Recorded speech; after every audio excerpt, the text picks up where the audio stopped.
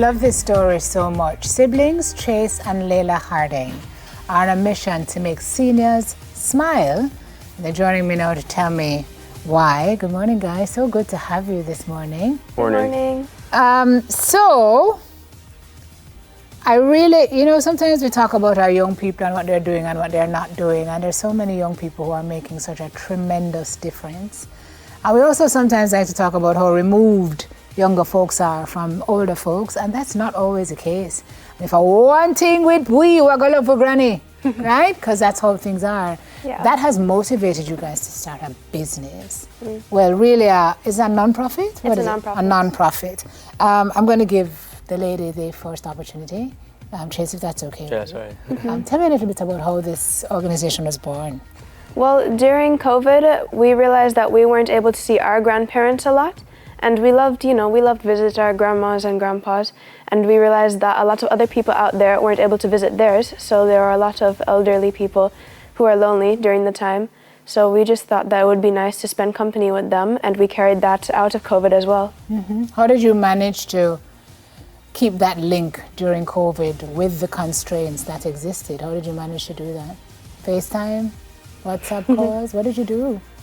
Well, during COVID, we didn't actually really start then because it took a bit of convincing from our mom to get us to start because she was worried about the two different age demographics, and, COVID, as you said. So we did start a little after COVID.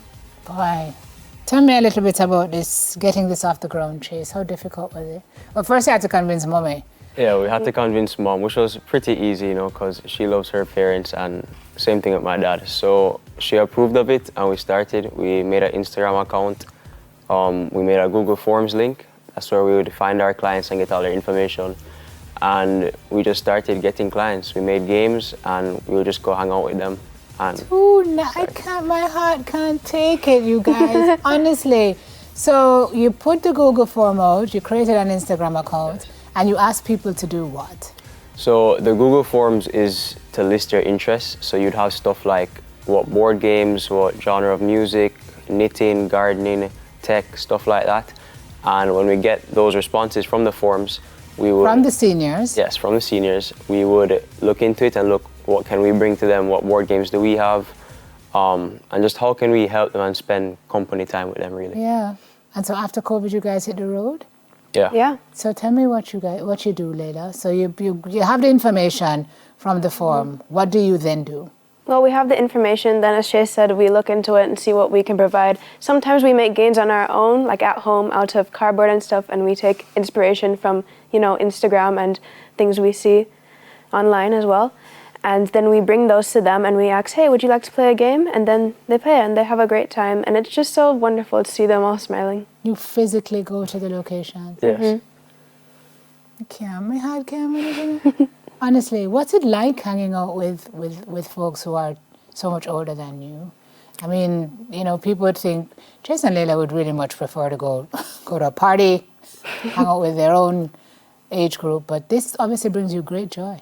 I mean, yeah, in most cases, we would enjoy that, but we also do think it's important to spend time with them and hear what they have to say, because most times we talk to them about what they used to do in their day and versus nowadays what we do, about anything, politics, tech.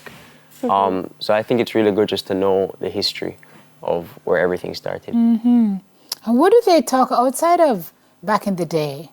What else are they sharing with you? What are they telling you, Layla? Well, they they tell us about their families and their friends, and sometimes we learn a lot about where their friends live. Like some have friends like all across the world, and it's really interesting to see, just how people know each other. Yeah. And, Do they tell you that they're lonely a lot? Some of them do. Yeah. Some of them are just at home with their caregiver, their spouse who have passed away, and they're just lonely. They don't know. They're not using a phone. They're not on social media. They're just sitting down, just listening to the radio or TV. And they just don't have anything to do, really. Yeah. So now is the team just you guys, or is the team building? Because that's a lot of people to go look for. I think for now, it's just me and Layla. And Mom is a part of it as well. She takes us to the locations and help us make the games and stuff. But for now, it's just Layla and I. How do you guys know? There's a lot of, this is a risky endeavor. yeah. We're not saying people are inherently bad, but there are some people who are not good people. So how do you know which home you're going to visit, what is real from, how do you decipher where you're going to go? Well, as you know, Jamaica is a small place. So on social media, if we got clients through the Google Forms on social media, they would be most times people we just know. Or it could be simple as mom has a friend whose parent needs help. I see. So it wouldn't be complete strangers, but the link is open to anybody. So you go connections. Yes. Right now. What lessons have you guys learned from spending time at the feet of these very experienced, often very wise people? Layla, as you're 13? Yes. As a 13-year-old, what lessons have you taken away? Well, you know, a lot of them tell us how, you know, oh, you're so young and you're having a great life and, you know, that sort of thing. But they also, as you said, teach us a lot about our history, and we learn lessons from the past and the mistakes in the past and how we can, you know, be better in the future. Mm-hmm. What about you, Jay? I think one of the biggest things that I like about this is that they can just tell us about their past. Like nowadays we do stuff, but we don't understand how it came about or what happened or how it used to be back then. And they can just tell us, not through a news article, it's first person there listening to them talk. Yeah? Yeah. Do you guys know this can be a really big business? Yeah. I mean, I know you're doing it now for share of heart, but what you're doing is you are plugging into a niche that is so badly needed right now. That this business, this thing that you took on because of this, can really like set you guys up forever. I mean, there are several companies that were born out of COVID just offering hugs for sale. And people just got rich off it because that interaction, that human interaction, I think COVID taught us that, you know, we are not meant to be alone. We are built for connection. We are built for friendship. And so even as you do what you do now and you look ahead, do you see like the business expanding? What are your hopes and dreams for Make a Senior Smile? Well, I think that's more of Chase to answer. Yeah. Okay, Chase, are you the CEO? I do think that we want to expand it when we're older. It currently is a non-profit, and I think it will stay that way because I don't think it's fair to charge, especially elderly people. You can get grants. Yeah, you don't have to charge them. You can get funding through organizations, international organizations that fund NGOs. Those are all possibilities, but definitely want to expand. Yeah, okay, great.